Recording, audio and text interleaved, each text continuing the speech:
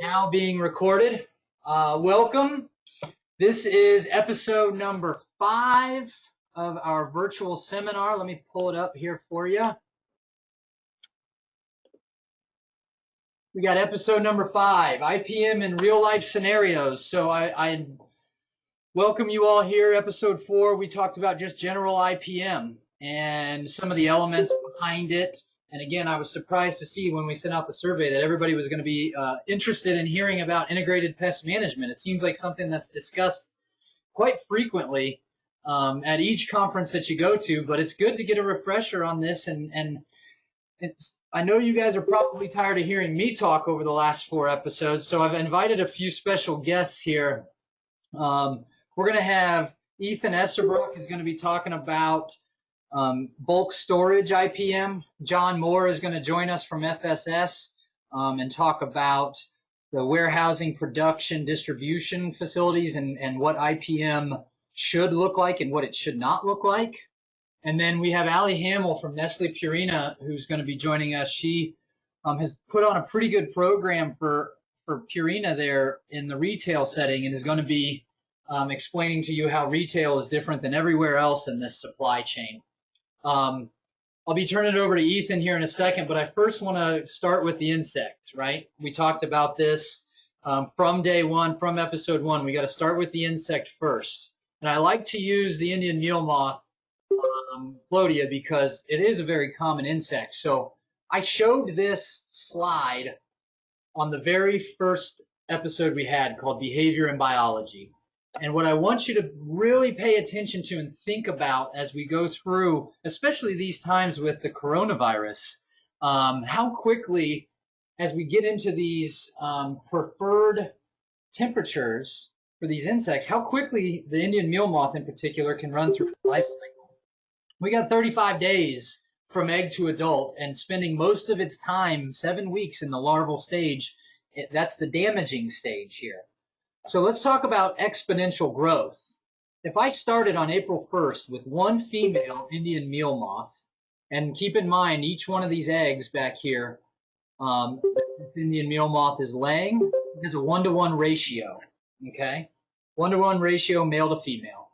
Let's say we're going to start when she, in the lowest, the lowest amount is going to lay 200 eggs.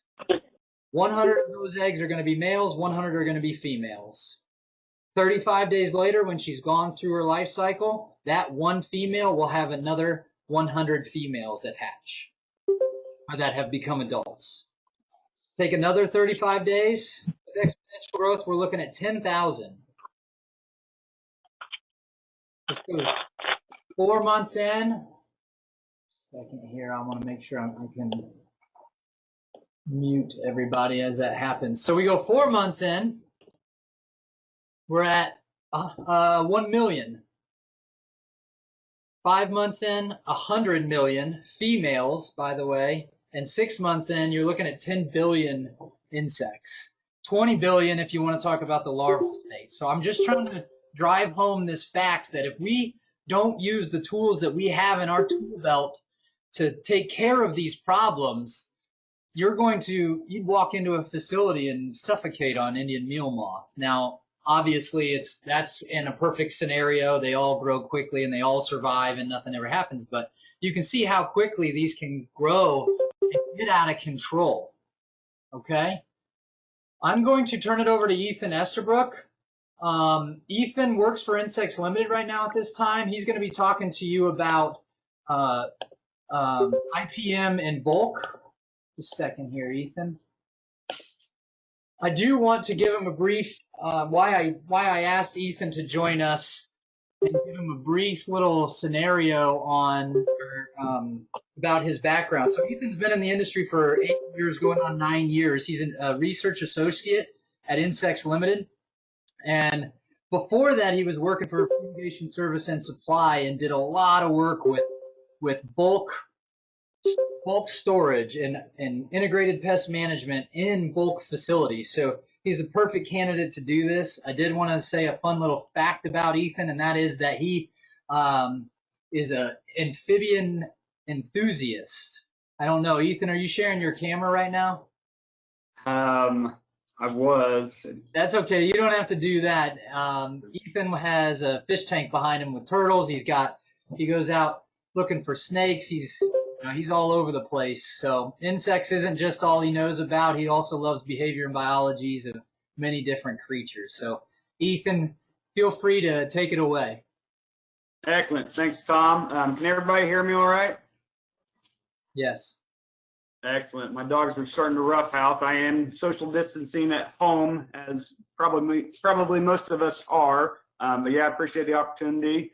I'll go ahead and get into it. IPM and grain and bulk commodities. Okay, so we'll go ahead and start. Why protect stored grain? So stored grain is the material that comes directly from the farm fields that gets stored at grain elevators, and that's a good spot for a lot of these stored product insects and rodents to infest these stored grain products. Allie and John Moore are going to kind of talk about how these products get manufactured into products and further down that line. But in the corn and wheat market alone, post-harvest loss due to insects has been estimated to be around $1.25 to $2.5 billion per year. Insects, they reduce weight, nutritional value, and overall quality of the stored grains. And these little insects, they can become amplified in such great numbers that they can cause contamination, odor, and mold in stored grains. They can physically move that fungus and that mold to different areas of a stored grain bin. Down here at the picture, we see wheat, lesser grain borer and wheat over a time period. My next slide is going to show you how tiny these guys are, but this just goes to show you of how fast they can damage these types of commodities. So these are the main insect culprits when we talk about stored grain. You have the internal feeders, the granary weevil, the rice weevil, and lesser grain borer. Internal feeders can bore directly inside these whole grain kernels, where they feed on the grain. They'll lay their eggs inside that grain kernel. You have the secondary feeders, such as the red flower beetle, confused flower beetle, sawtooth grain beetle. These insects will feed off the pines, the damaged grain kernels. That when you're moving grain around, you're going to get some damage just from moving that grain around, but you're also going to get damage from the primary feeders. And then you have the tertiary or the fungus feeders, the foreign grain beetle and the rusty grain beetle. These guys are going to be feeding off the molds and fungus that are sprouting from the grain. When you get a lot of moisture in grain, they start to grow molds and stuff, and that's where these guys will come into play. Here's some media we've been working on at Insects Limited. We have 3 different jars over time. You can see we have whole corn, we have rice, and we also have wheat. You can just see over the 6 months, 250 days, that these insects can absolutely demolish these grain kernels. That's why it's super important to protect grain from insects, because they can completely damage that grain supply. So IPM. IPM starts with sanitation and exclusion. In doing that, you want to manipulate the 3 primary components: the food, water, and shelter. That's easy to do at a grain elevator, right?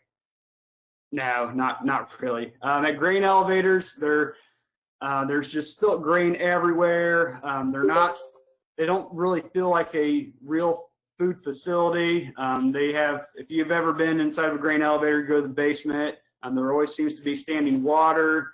Some of these structures are getting old with time. There's rust, so there's water that's physically getting into some of the grain itself. And there's a lot of shelter. There's a lot of cracks and crevices where these insects can hide.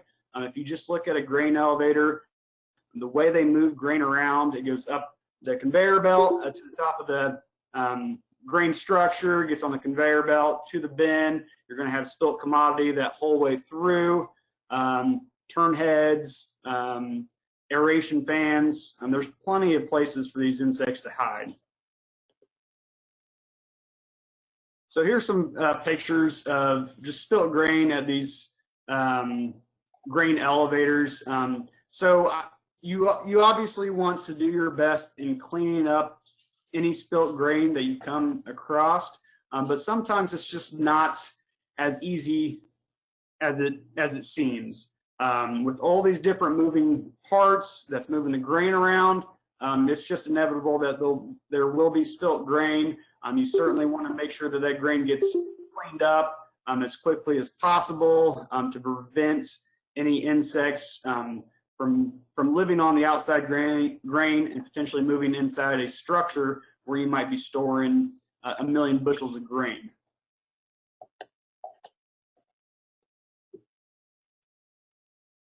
Here's some photos of what I would call shelter for the insects. A big thing to think about is the aeration system. So we have like the bin floor. There's the bottom of some of these bins, they have an aeration floor, and underneath that, there are going to be a lot of fines, a lot of small broken grain kernels, and that's where a lot of these insects like to congregate at. You have the turn heads where they direct the grain flow into different grain bins. There's always spilt grain inside those. Aeration fans, like I said, there's always a lot of grain dust that's sitting inside of them. So there's all these different components of where these insects can hide at, where they can actually physically move to different areas. So it's very, very hard to do sanitation and exclusion at grain elevators.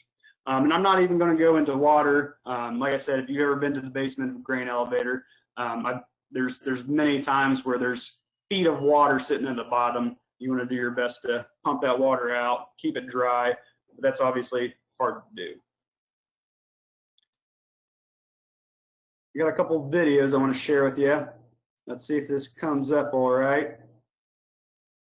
So this is the top of the grain, a grain mass of a wheat bin. You'll see some spilt corn on top. That's just from where they accidentally spilt corn when they're transferring corn above that bin. But these are all tribolian or flower beetles.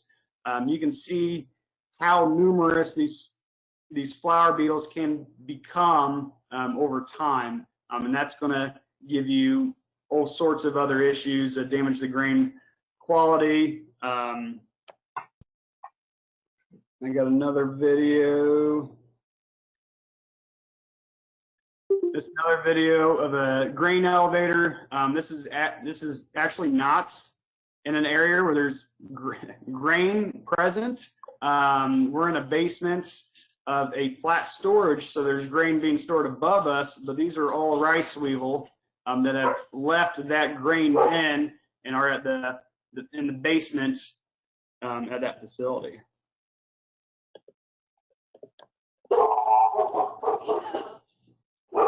A good tool, sorry about that.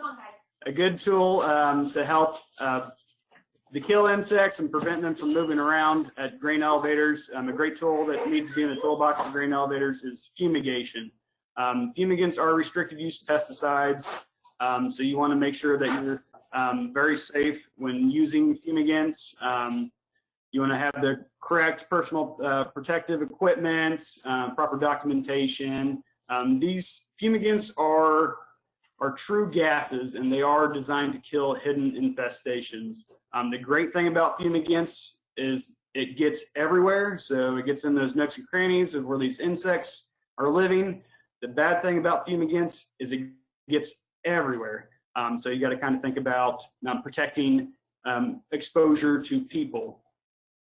And fumigants, ideally, when you use that big hammer method, you want to target all life stages of the insects, and your ultimate goal is to kill 100% of that population. And so preparing for fumigation can be difficult. This is a picture of a bolted steel bin. It's important to seal it up properly. And there's a lot of small areas where this gas can escape. You have the top of the grain bin where you have the vents, the roof hatch, you have the bin eave, you have the bottom aeration fans that need to be sealed up, the basements where you have the slide gates into the bottom conveyor to move the grain to different areas. All these need to be addressed because you want to reach those lethal concentrations to kill all life stages, including the eggs, and to kill multiple species of insects. And so ideally, here's kind of what it theoretically would look like inside that bin. So you have the grain mass. Like I said, it's a true gas, so this fumigant over time will penetrate through that grain commodity. You can help speed that up through what we call recirculation, so actively blowing that gas throughout the grain mass, so you ideally reach a lethal concentration throughout that grain mass. Another good tool in the toolbox is grain protectants. So there are different situations where fumigating the grain bin isn't going to be ideal. Grain protectants are a liquid insecticide that can be applied directly onto the grain. They're more meant as a preventative, so it will last over a period of time. And it's great. I would recommend it if grain's going to be stored for long periods of time in structures that aren't conducive to fumigation, like flat structures or ground piles. And then I have a couple slides later on. If you have like a concrete facility where you have multiple bins that are interconnected, sometimes there's a lot of gaps to those other bins, so it's very difficult to fumigate that single bin in a whole concrete house. So utilizing grain protectants in that situation is also an advantage.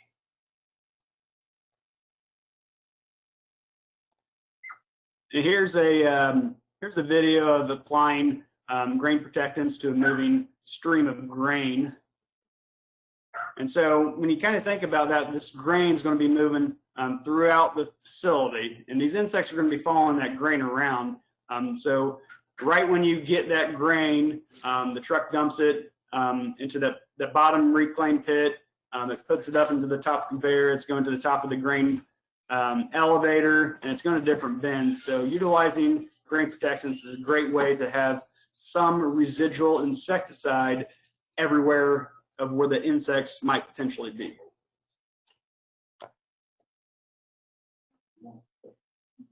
Like I said, some of the advantages to grain protectants, it can reduce elevator downtime from a fumigation. If you're fumigating, everybody needs to be out of that structure. It can eliminate the human exposure factor to fumigants and restricted use pesticides. It's a preventative way to protect grain from future insect infestations. And it does last over a long period of time, where fumigants is you're killing all the insects, but there's no residual left after a fumigation. And theoretically, if you have insects in the bin right next to you, they can reinfest the bin you just treated. So here's some pictures of how complicated a grain elevator can be, and where the grain spillage is going to be at. But yeah, utilizing grain protectants, a good place to apply that is kind of at the bottom at the conveyor, where you have a good ability to mix that grain and liquid insecticide around, and then it's moving throughout the grain facility. And so, like I said, all these areas at the bottom of the belt, you're going to have some grain that kind of sits there. That's going to be a potential source infestation that could potentially move throughout the grain elevator. The turn heads are a big one.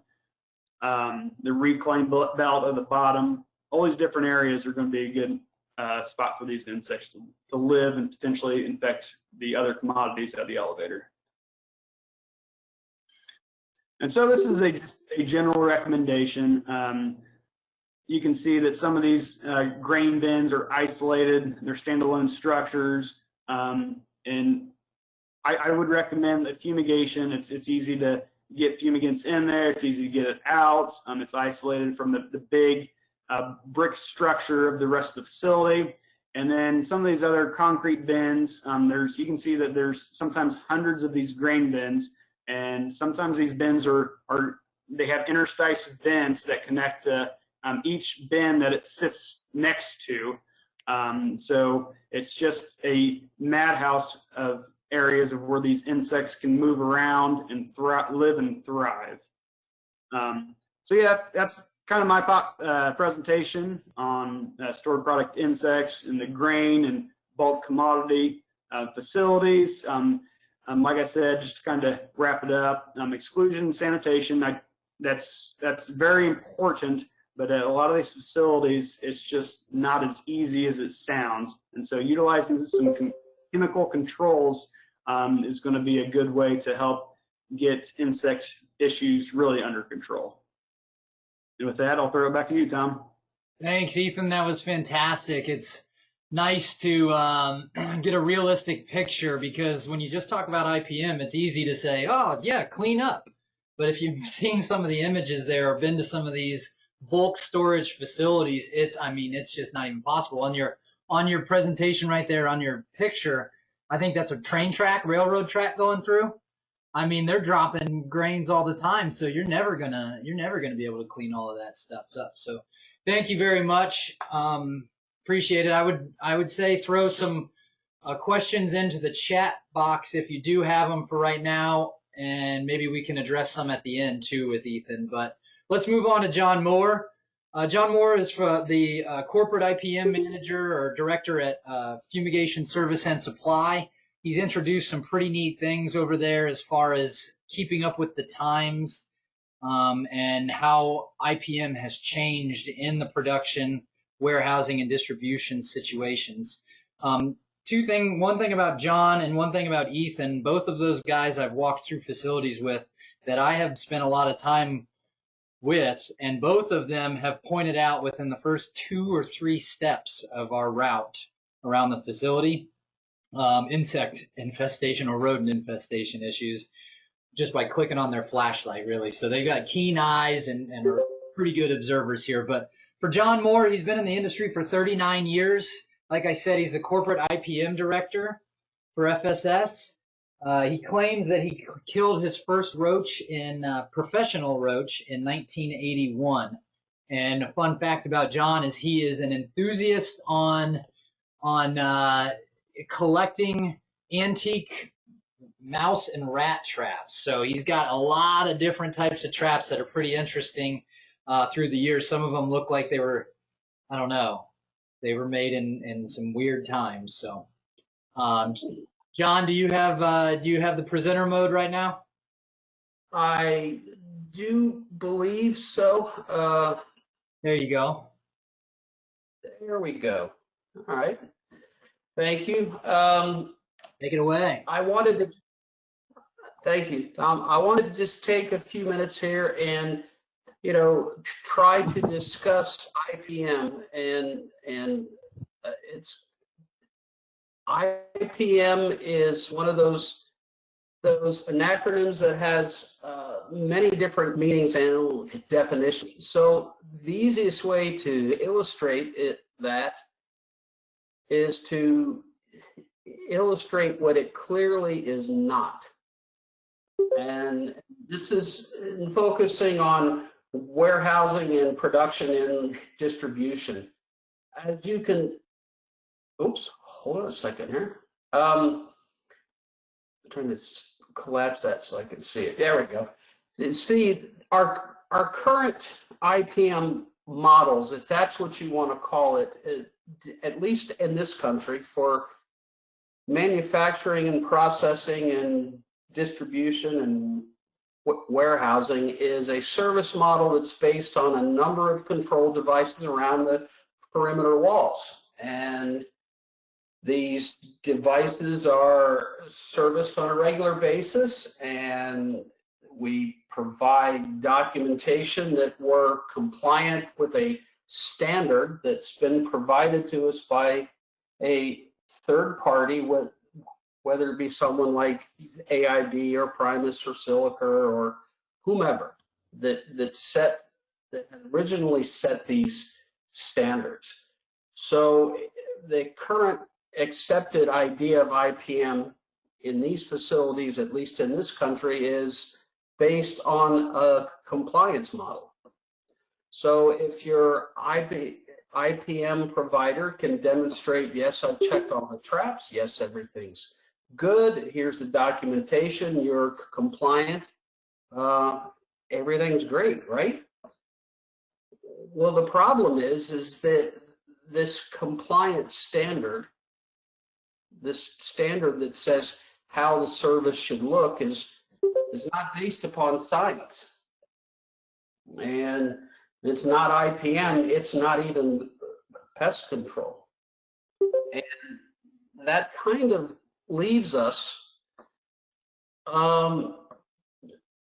at risk, in my opinion. An IPM program needs to be more than just checking traps and demonstrating that you're compliant with whatever the program is. And it's a very risky move for either you as a pest management professional or you as a production facility to feel safe or feel that you have a high level of food safety and a low level of risk because the traps are empty and you're being told that you're compliant. Well, compliance does not equal food safety or even brand protection. And it's very risky to operate in that way. If you truly want to know what an IPM program is, you have to have a complete understanding of the facility. And what I mean by that is, what is the product? What are the known risks that are associated with that product? How does that product flow through the facility from beginning to end? And along that journey from beginning to end, what are the conditions that are already posing a risk or could potentially pose a risk to your brand, to food safety? Your IPM program with your numbers of devices, they should be set up based upon knowledge of those things, the product and the flow and the facility as a whole. As I said on that earlier, it showed on that earlier slide, that assessment, you should be making an assessment every time you perform an IPM service. That assessment starts with the minute you arrive at the facility.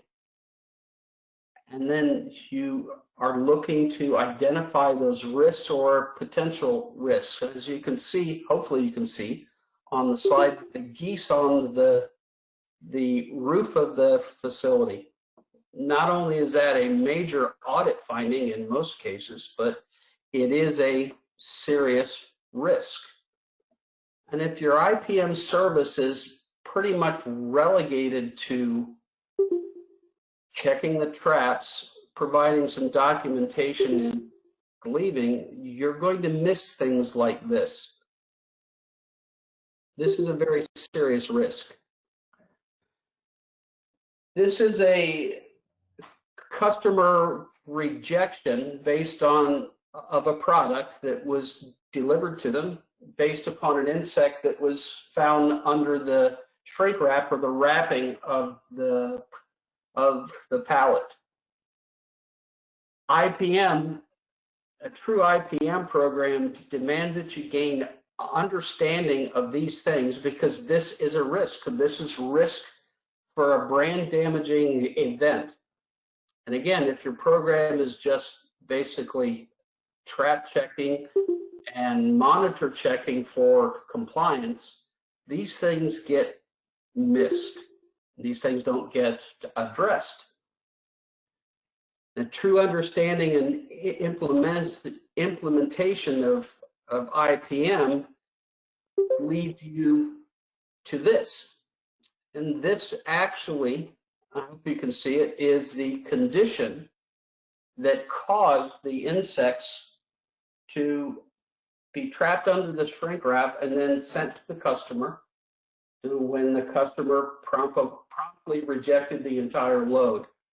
The IPM understanding of this, again, beyond trap checking, as you can see, that is an insect light trap, or an ILT, that has been placed directly behind the palletizer, the device that actually wraps the pallets or the loads in the plastic. So the corrective action here is don't put an insect light trap and draw insects toward a critical part of your operation. That's IPM.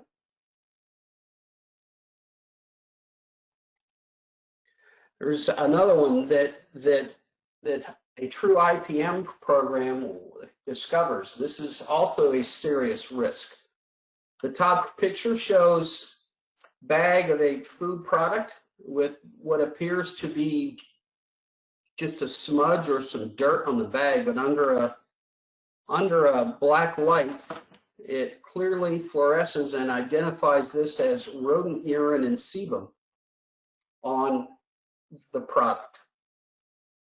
Which then, if this is not caught, if you don't have a true IPM program, again, beyond trap checking, this gets missed and you're at risk for, again, a brand damaging event. Another serious risk that... John, do you mind if I ask a question? Sure. On that last slide, was that something where you did look at how the product flows through, and you saw where damage was earlier within the product flowing through the facility? Did you get hits on rodent traps, or how did you find that using your IPM program? Well, there was a situation where there was some shredded bag material found on a floor, nowhere near a trap, and this was material that a rodent had shredded for nesting material, and it was as simple as match the material to the bag and go backward through the flow and find out which stacks that the rodents were actually living in. And I think it's important to note here that if in this situation that rodents are actually living in the stack of product, it doesn't matter how many of those traps you have around the perimeter. No amount of traps will solve that problem. Yeah. Thank you. This next one, I think, is more case in point on an IPM inspection. We noticed rat footprints in the dust on food racking in a warehouse. And again, nowhere near the perimeter trap line. So in true IPM fashion, it's investigated and follow it backward to the source, and here we have it. It's a pallet of soup in the middle of the warehouse where the rats were actually living within the pallet.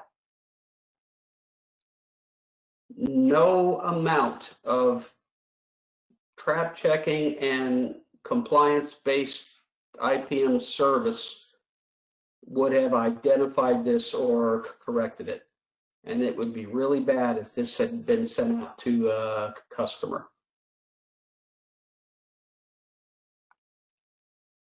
And this is one of my favorites. True IPM in these facilities depends upon observation. And this picture here tells a story. Number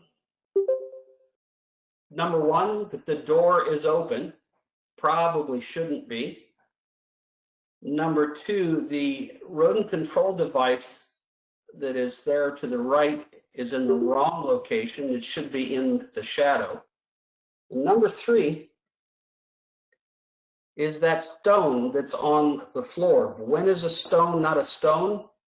Well, that shows us that that door is regularly propped open using that stone, putting the facility at risk for rodents and anything else coming in, even people who are not supposed to be there coming in.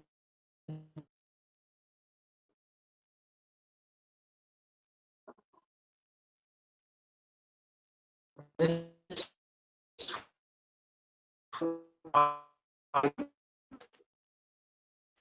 IPM, way beyond checking traps. IPM, you have to understand the facility at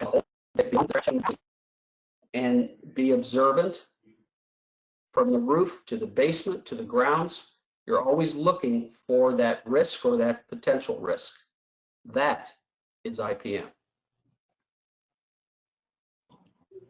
So I have.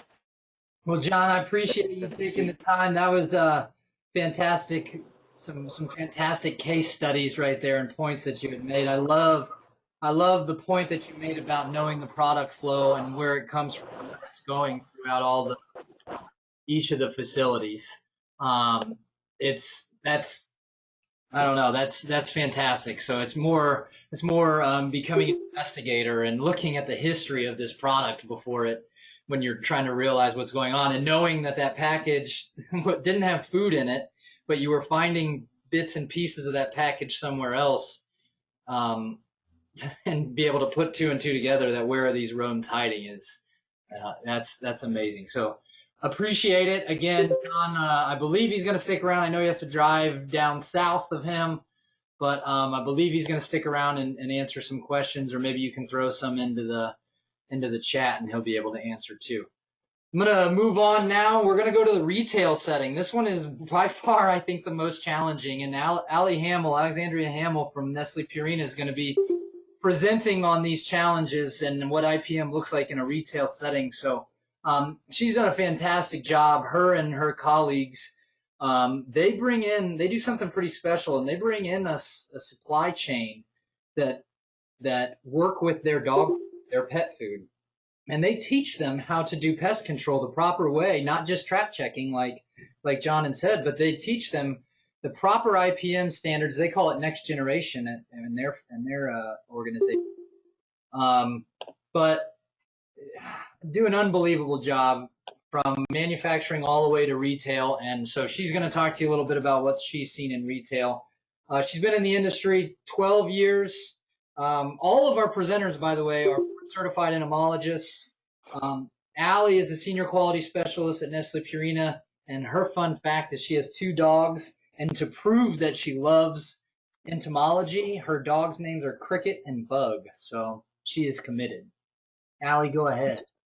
Thanks, Tom. I appreciate it. Yeah. I will share my screen now, and hopefully I can get this taken care of.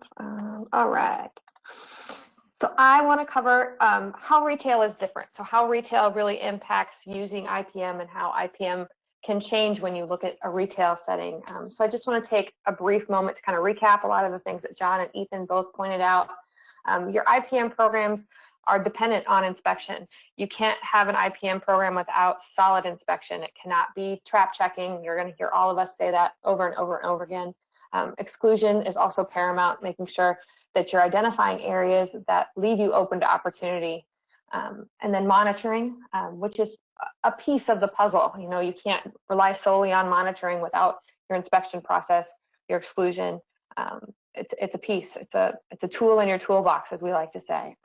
Also education, educating not only your supply chain partners, educating your customers, educating anybody else who owns a piece of your pie, anybody else who has ownership in your product or in your brand, making sure that you partner with everyone you can, because As my old boss used to say, you know, food safety is not, what's the word I'm looking for? Food safety is not a competitive advantage. It's not something that you shouldn't share. And then you can utilize other tools in your toolbox like mechanical control, physical control, chemical controls. So what makes retail different? So what about retail is more challenging, as Tom said? And it comes down to this, just point blank, the pressures are different. So your locations are very different. You have curb appeal, you have vegetation, you're at a storefront, you want to invite customers in. When we think about some of the retail settings that either from pest management professional standpoint, a customer standpoint, brand management standpoint, we have pet stores, we have childcare facilities, restaurants, things where you're in sensitive environments. You have opportunities there that are very different. You have to use different controls and use different strategies to make sure that you're doing a solid IPM program. And then when you get to the end of your supply chain, you have different opportunities. So your packaging is compromised usually by the end of the supply chain. You know, you put lots of pressure on that packaging as it continues through the supply chain. And if things aren't managed accordingly, you can really see the wear and tear on that. And then also you have direct customer interactions. So it's not as if, I mean, there are definitely some situations, online retail brings up a whole different ballgame, but when you have direct customer interactions and they can go into that environment, touch, feel, see the product, you get a different experience. And we talk again more about those location considerations. So you can see here, this is just a generic picture I literally pulled off of Google, but it's a strip mall. So who are your neighbors at a strip mall? It's very different. You don't have warehouse strip malls. That's not necessarily how that situation works. Or factory strip malls where you have to really consider who your neighbors are and who are you sharing a wall with. So your exclusion becomes very different when you have to consider literally the wall between the two buildings and what their pest control company looks like or what their program looks like. You have IPM, you have a strong IPM program, but the person you share a drywall with doesn't.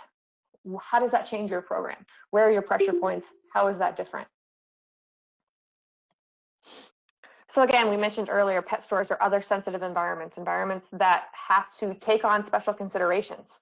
So in pet food stores, for example, you have live animals. You have to feed those live animals. And when you feed those live animals, you have different food sources there. So not only do you sell the food there, you also use that food to feed animals in that facility. And when you do that, you store them in different conditions. And when you store them in different conditions, you have different pressures. And if you don't follow through with those pressures or examine those pressures or inspect for those pressures, you don't necessarily get a finalized environment or a solid IPM program.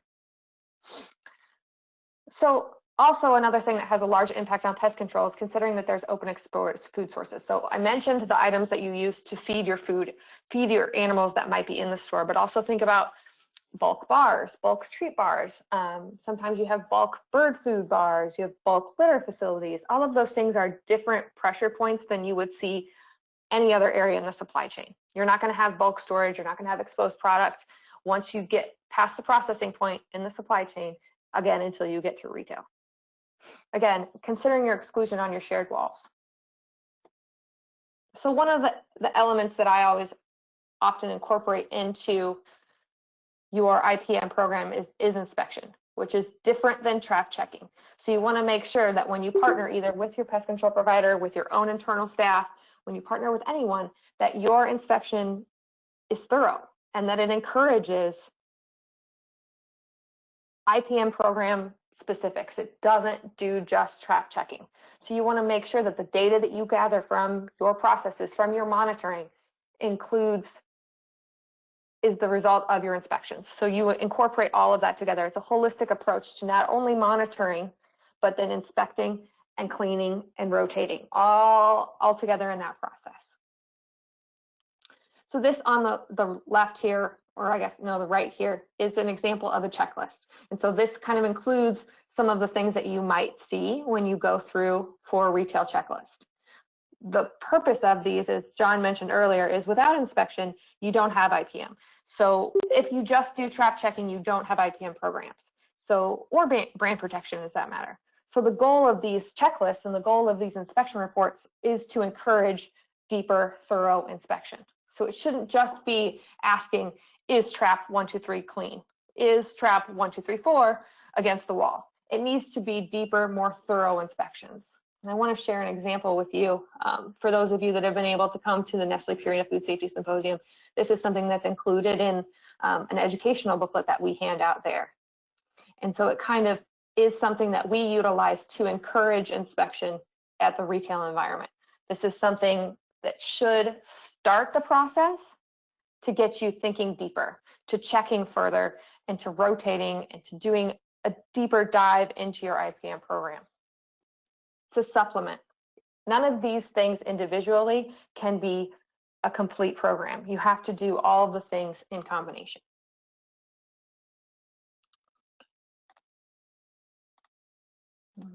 Here we go. So in combination with inspection and with your monitoring techniques is a monitoring program that you're going to have. So how do you develop your monitoring program? How do you use this to guide your processes? So you need to determine your pest pressures. So what drives those pressures? You really need to think about what insects might be there and why they might be there. One of the things I always like to point out is aroma is what drives a lot of the activity, whether it's pheromone aroma or food-based aroma, that's going to drive your insect rodent activities. And so you want to make sure that you place your monitors accordingly. You know, evaluate those. Think outside the box. Think about where your pressures are going to lie. Think about how you handle damage.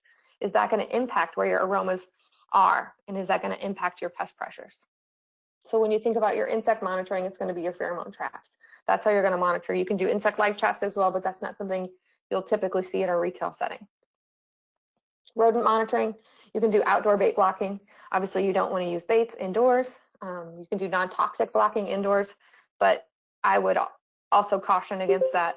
And then you can do tin cats, snap traps.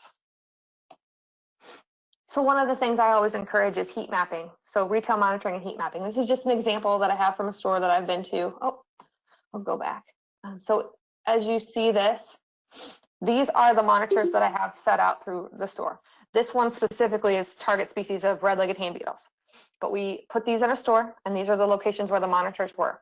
After 3 months of data collection, which would be something that you would have on an ongoing basis, we realized that this specific aisle that's covering number 5 has the highest activity in the store.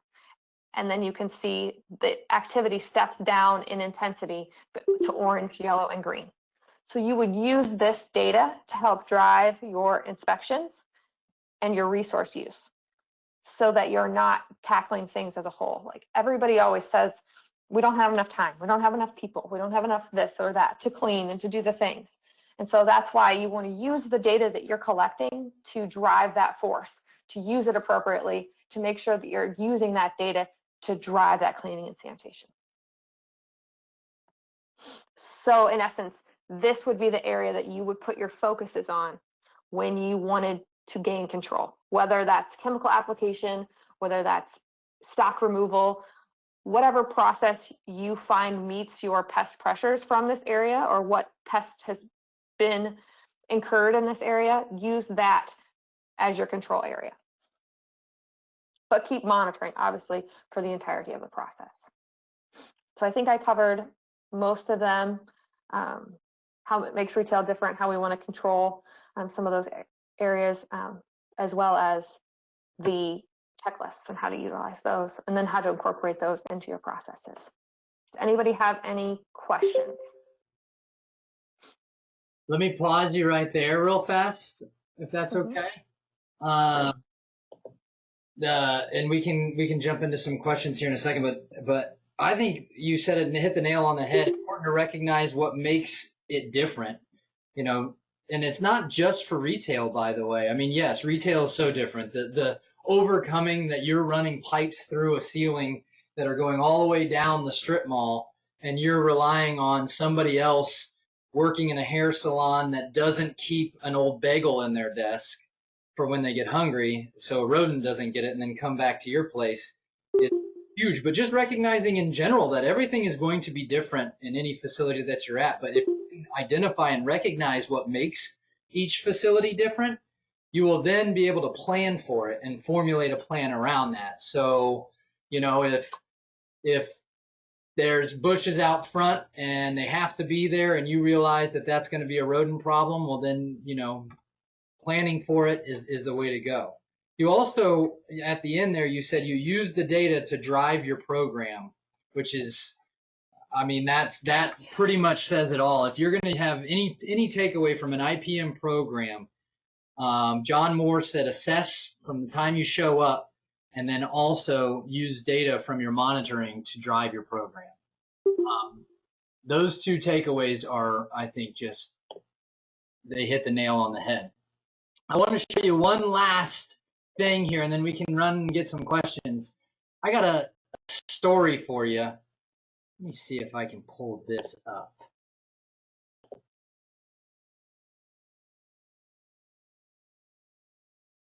Let me see here real fast, just a second. Share screen. Okay, can you guys see that? I've got a video here of a retail setting that, again, back to my favorite there, the Indian meal moth. And this is at a grocery store near my house that I frequently had gone to, but this is the bulk area. And last presentation, I gave you guys some ideas on control on, you know, maybe moving the bulk section close to a cold storage or the cold refrigerated area, which would help with this. Take a look at this video and check out what I mean by bulk storage getting a little out of control.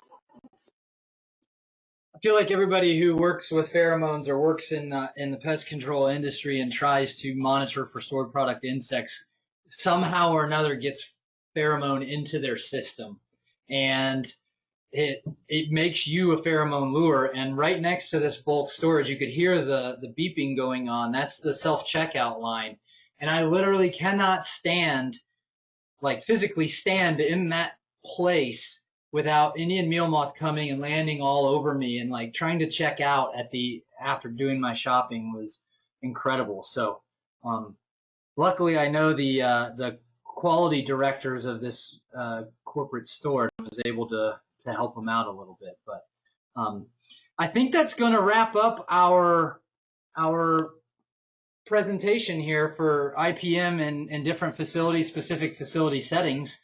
I do want to thank Ethan, I want to thank John, and I want to thank Allie for taking their time. I didn't give them the most notice on this to ask for their help, but they certainly were able to bail me out and help us out. And if you have any questions specifically for them, I'd be happy to pass them along. Or if there's any other questions about IPM, feel free to let me know. I'll unmute everybody here. But our next one is going to be on pros and cons of new pest monitoring technology. We talked a little bit about pest monitoring technology a couple episodes ago, but let's talk about what maybe some of the problems are going to be as we introduce some of this new technology into it. So feel free, we're gonna stick around a little bit, but feel free to ask any questions you may have, and appreciate the questions that were already in the chat. But thank you very much. Cheers, Tom. Take care, Tony. Hello, Mark. I saw one of our Australian friends, Mark Shepard, on here. It is like 2 o'clock in the morning for him. Felix, how are you doing?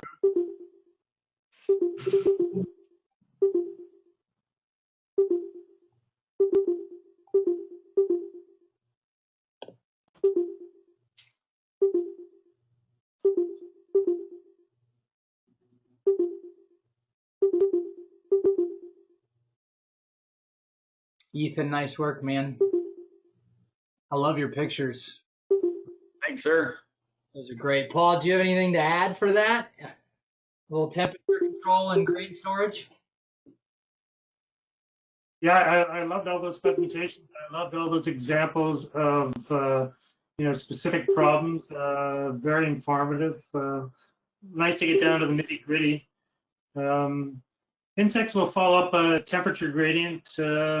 So if you go to a warm spot, if there's they follow the temperature, they follow the food, follow the humidity, and I guess people have said that before, but it's amazing how sensitive these insects are to small changes in temperature. You make it sound really easy when you just name those three things, and if you can just find that ideal sweet spot, everybody can solve the problem.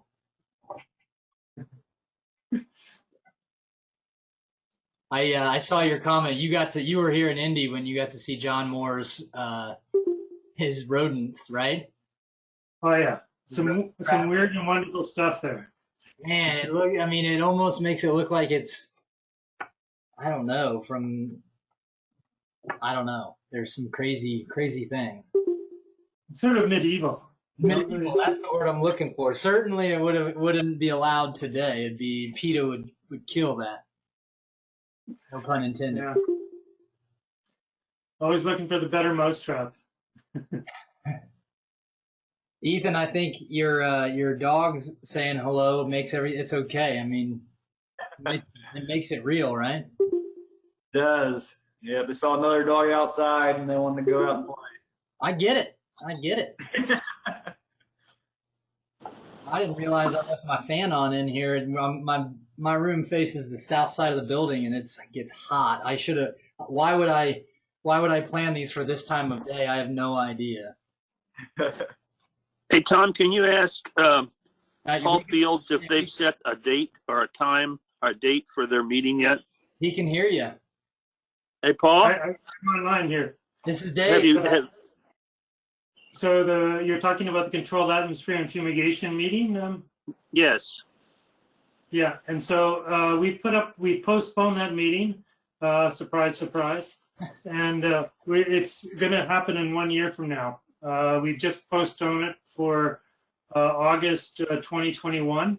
And the information is up on the website. Okay, great. Have a Thanks. Hope you're doing well, buddy. As well as can be expected.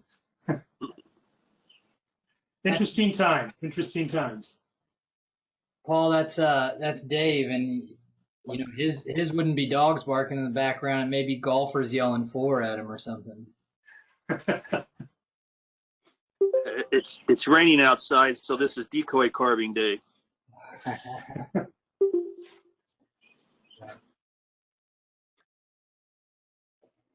Is Allie still on here? She hopped off. Okay. Well, I'm gonna go ahead and we're right at 3 o'clock. I'm gonna go ahead and end it, but take care. See you next week, maybe. Or no, Do you guys, 2 weeks. oh, 2 weeks. Yep. All right, everyone. Bye, Bob. Yes. Bye.